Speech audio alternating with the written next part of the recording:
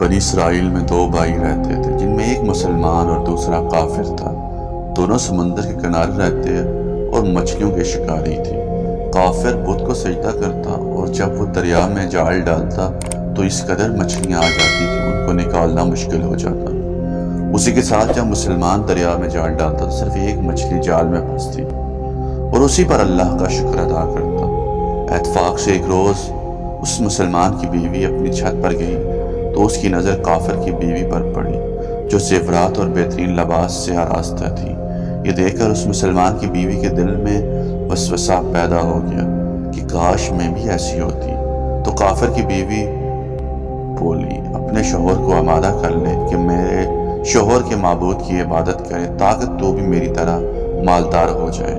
یہ سن کر مسلمان کی بیوی غمزدہ ہو کر نیچے آئی۔ تو جب مسلمان گھر واپس آیا تو اس نے اپنی بیوی کو دیکھا تو پوچھا کہ تم اتنی پریشان کیوں ہو؟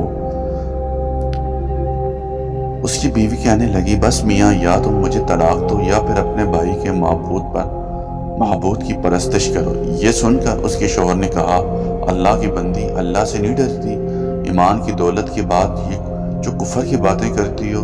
تو وہ عورت بولی، بس مجھ سے زیادہ باتیں نہ بناؤ، میں اس غربت میں نہیں رہ سکتی۔ اپنے بھائی کی بیوی کو دیکھو۔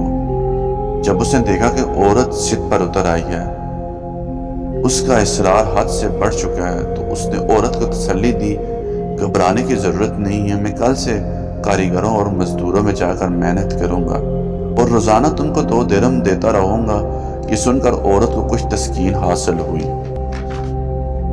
صبح سویرے وہ مرد مومن مزدوری کی تلاش میں نکلا، پر کسی نے اس کی بات نہ مانی۔ وہ پھرتا رہا شہر شہر اور گاؤں گاؤں، خاک چھانتا رہا، لیکن کسی نے اس کی مدد نہ کی۔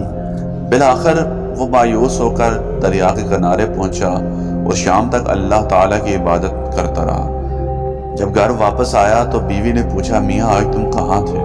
میاں نے کہا، میں بادشاہ کی خدمت میں تھا، بادشاہ نے مجھ سے وعدہ کیا ہے 30 دن کام کرنے کی شرط رکھی ہے۔